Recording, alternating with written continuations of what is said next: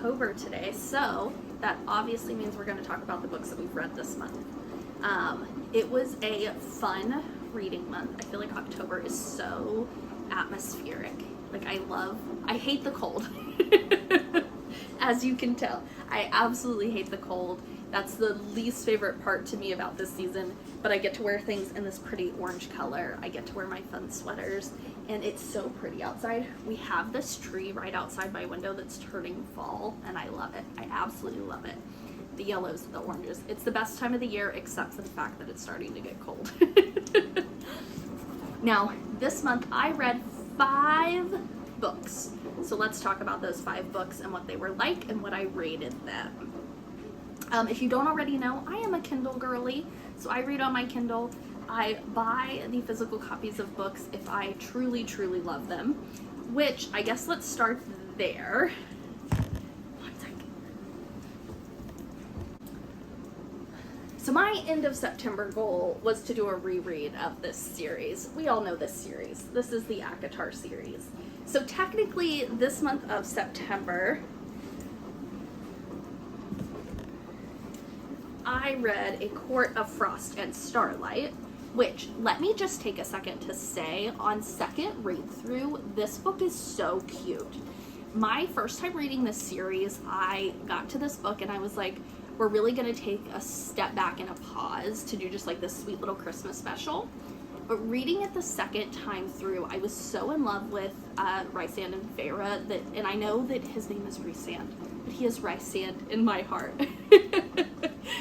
Reading this the second time through, this was amazing. It made me smile. It made me giddy. It made me so happy.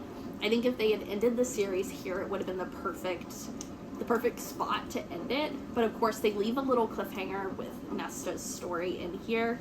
And then that brings us into the second book that I read this month, A Court of Silver Flames. This monster is a beauty. And there are so many things that I love about this book. I think the first time that I read it through, I loved just the love story behind Nesta and Cassian. But the second time reading it through, you really actually see the depth that's built into this book. There's a lot of touches on things like mental health and how we can be traumatized by the things we go through. Obviously, we're not all fighting in wars. We're not all being turned into fae against our will. This is its own magical world of traumas, but I think that there's a lot that can be taken from this book, and we can look at our own lives and be like, yeah, this was helpful. So I rate both of these books, I rate them both 4.5 to 5 stars. I feel like the second read through, I didn't love them as much as I did the first time, but also loved them more. I don't know if that makes sense, but that was how I started off the month, and it was how I also finished last month. So, if you haven't read it, read it. Not everybody loves it, and it doesn't have to be loved by everybody, and that is life. We're not all gonna love the same cookies, but I love those cookies. Okay, the second book that I read this month, I don't think I still have it on my Kindle, so I will insert a picture of it right up here. The second book that I read this month was Credence by Penelope Douglas. Reading A Court of Silver Flames, I left out wanting something spicy, and Penelope Douglas does a really good job of creating a spicy book that, yes, there is a plot, there is a story, there is something going on, you can like love these characters, there is depth there, but it's not like you're mostly there for the spice. And I feel like it did a good job of delivering that.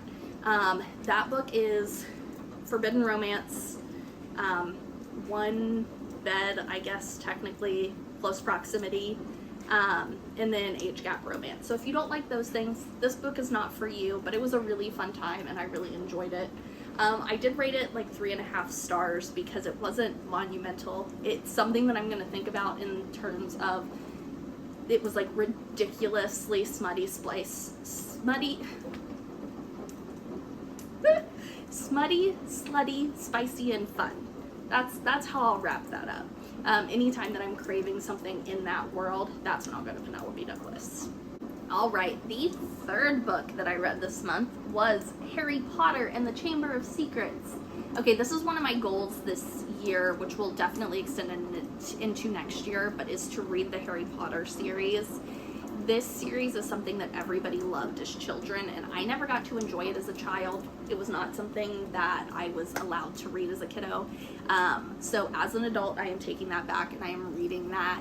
Now, I'm reading this with my boyfriend, Lucas. So we're going through it a little bit slowly. It's the only series that I think I can ever, other than, like, obviously I've read a series where the second book or third book isn't out yet, so I have to take a gap before I read that book. But for the most part, I'll read series consecutively while I'm reading them. Not with Harry Potter, they're being interspersed. I think at this rate, it's like one book per month. So we finished the second book this month. I'm gonna say, I liked the first book better, but this is such a classic, I have nothing negative to say about it. Oh my goodness. I give this book a 4-star rating. There is a reason that these books are beloved. They do create a beautiful atmosphere, and you're learning a lot about friendship, and it kind of transports you back to being a kid in a lot of ways. I have nothing negative to say about it. This book was fantastic. I feel like it felt a little bit flat after reading the first one, and the first one has such intense world building and fun built into it. This one was just, it felt a little bit more fillery. This next month we'll read the third book in the series, and so hang around to see what I have to say about the third book in the series. Alright, so because the second Harry Potter did seem to drag on for me, I felt like that book took me a long time to finish. So the next book, I wanted something that was going to be quick for me to read and was going to be a lot of fun. So that led us into Phantasma. This is a dark romance, a dark fantasy romance is what it says that it is. And I'm going to be honest, this book was a lot of fun. It was a little bit spicy.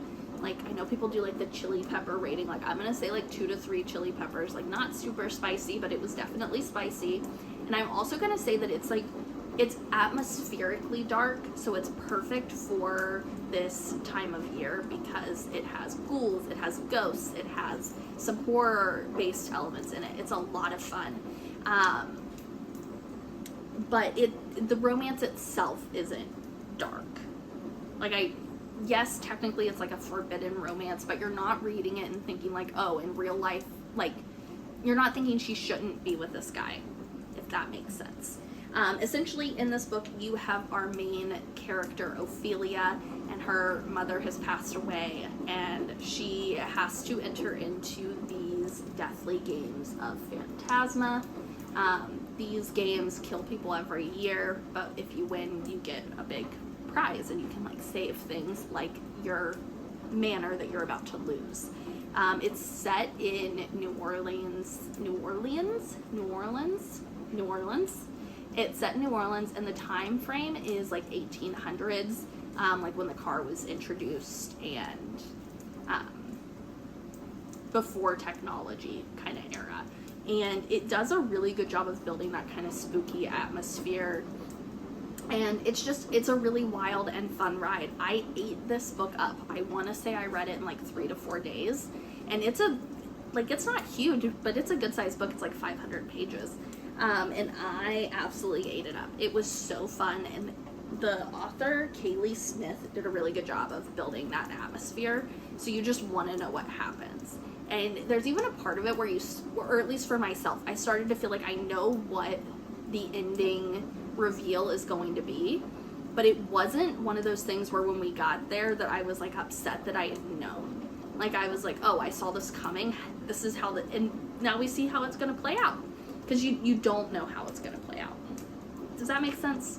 I recommend it. Please go read this book. I rated it a 4.75. I didn't quite give it 5 stars just because there was like a little bit of it that fell flat for me, but this was an amazing read. Amazing read. Please go read it. Okay, now this is the last read of October. I'm only halfway into it, but we're counting it as an October read and not a November read because I'm pretty sure that I'm going to finish this today or tomorrow. And just because of the content matter of this book, I'm counting it as an October read. This is the Pumpkin Spice Cafe. Okay, I don't think that I've read a single book this month that is unheard of. Every book that I've read this month is very well talked about, very well heard of, including the Pumpkin Spice Cafe. Now, I'm gonna say, the stakes in this book, they're not giving high. This is a very atmospheric, you wanna feel something cozy, you just want a sweet, like, cozy romance. This is perfect for that time of year, and it's giving all of that. There's nothing about this book that makes me go, like, what is going to happen? What is the ending going to be? We know what the ending is going to be. Now, this book is said to be very highly Gilmore Girls inspired. I have not seen Gilmore Girls in its entirety. I did grow up in the time frame where it was on TV a lot of the time, so I have seen bits and pieces of it. I know the general theme of the show. But this gives that very small town romance kind of vibe. Cute background, very fall inspired. This is a good one. If you're just looking for something to kind of, I don't want to say be a filler, but if you want something atmospheric that isn't going to necessarily change your life, but it's just going to make you feel warm and cozy inside and just kind of be a nice little read in between things, this is definitely it. Go pick it up. There's a reason that it is talked about. Atmospheric and kind of like cozy books can be really big misses a lot of the times, and I feel like this is giving everything that it needs to. So go pick up the Pumpkin Spice Cafe. It is so fun. And yeah, I'm halfway through it. We'll see what I end up rating it in the end. It's going to be somewhere between a 3 and a 4 star. It's not going to be a 5-star read by any means, but it's still going to be a really great book to read in the meantime. And then, I don't know if you saw, but my cute little Kindle stickers and background right now is giving super fall vibes. I'm going to try to decorate it every season, but we'll probably keep it the same for November. I don't think that there's really a big need to switch it just yet. Then we'll swap it out for Christmas theme when December comes around. But with all of that, those are the books that I read this month. It's been a really fun reading month, and I feel like I covered a lot of different kind of genres in what I did read. I'm excited for November because I have some really fun and exciting books that I want to read this upcoming month. More kind of spooky kind of vibes, but a lot of different vibes than what we had this month. So it'll be a lot of fun. Thanks for hanging out with me and hearing what I read this month and what kind of my thoughts and feelings on the books were. I hope that I'll see you next time around, and go ahead and leave a comment and tell me what you read this October, this spooky season. See you guys next time. Happy Halloween!